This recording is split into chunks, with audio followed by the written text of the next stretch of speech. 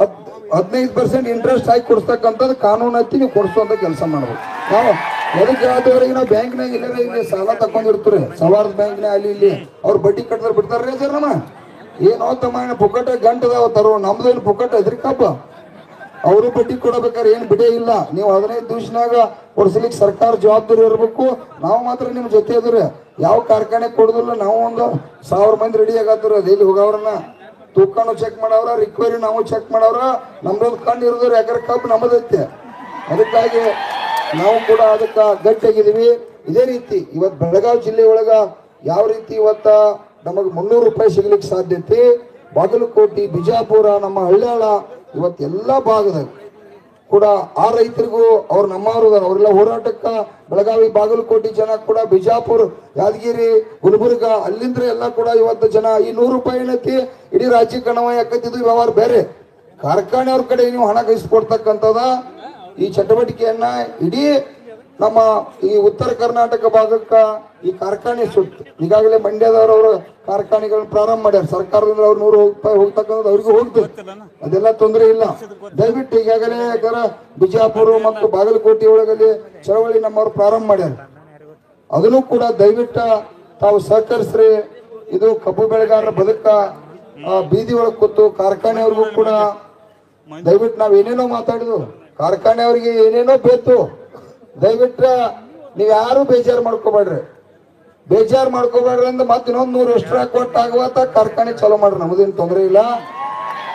ಆದ್ರೂ ಏನೈತಿ ಇವತ್ತ ನಾ ಯಾಕೆ ಇಲ್ಲಿ ನಿಮ್ಮನ್ನ ಕರೆಸ್ಬೇಕಾತಂದ್ರ ಸರ್ಕಾರ ಗುರ್ಲಾಪುರದಾಗ ಬಿಲ್ ಫಿಕ್ಸ್ ಆಗೈತಿ, 200 ಬಿಲ್ ಫಿಕ್ಸ್ ಆಗೈತಿ ಗುರ್ಲಾಪುರದಾಗ.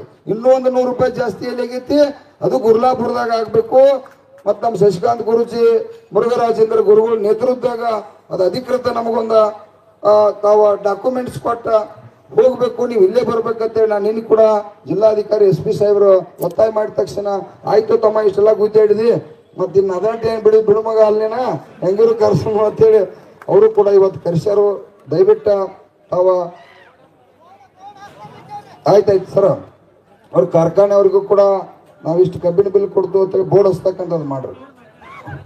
ಈಗಾಗಲೇ ಇವತ್ತ ನಮ್ಮಲ್ಲಿ 13 ರಿಕ್ವರಿ ಬಂದಿರತಕ್ಕಂಥವ್ರದಾರ. ಎಲ್ಲಿ ಬೈಲೊಂಗಲ್ ಕಾರ್ಖಾನೆ ಅದು, ಅಂಥವ್ರಿಗೆ ಆ ರಿಕ್ವರಿ ಆಧಾರ ಮೇಲೆ ಇದಕ್ಕಿಂತ ಮೀರಿ ಜಾಸ್ತಿ ಬೆಲೆ ಕೊಡ್ಬೇಕಾಗೈತಿ. ಅವ್ರು ಕೊಡ್ಲೇಬೇಕು, ಅವ್ರ ಮನೆದೇವ್ರು ಕೊಡ್ಬೇಕು, ಅದೇನು ಬಿಟ್ಟದ್ದಲ್ಲ.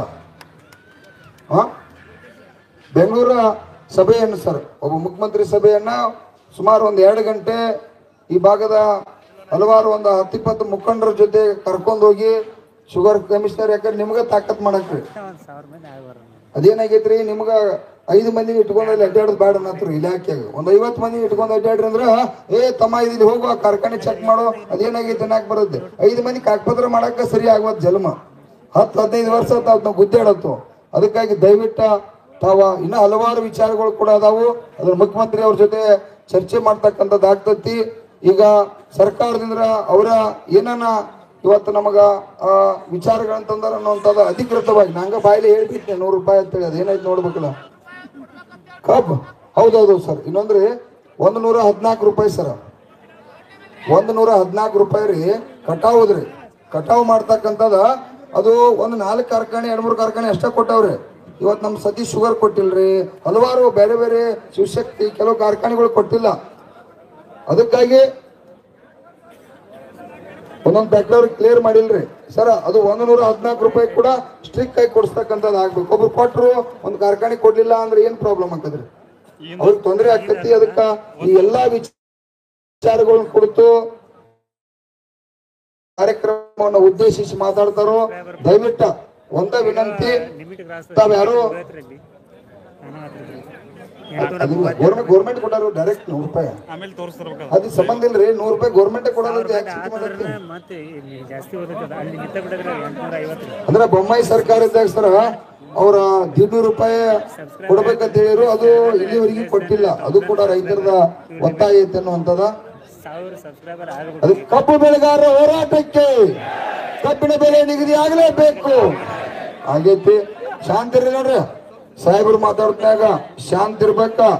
ಈಗ ಒಳ್ಳೆ ಸಂದೇಶ ಕೊಡತ್ನಾಗ ಕನ್ಫ್ಯೂಸ್ ಆಗಿ ಆ ಹೂ ಅಂದ ಇಲ್ಲ. ದಯವಿಟ್ಟು ನೋಡು, ಹೋಗುದ್ನಾಗ ಮನುಷ್ಯ ಗಾಡಿದು ಈಗ ಬಂದಾರ ಅವ್ರು ಚಲೋ ಸಂದೇಶ ತಂದಾರ. ಅವ್ರ ಅಜ್ಜಾರದಾರ ನಮ್ಮ ಶಶಿಕಾಂತ್ ಗುರುಗಳು ಅದಾರ.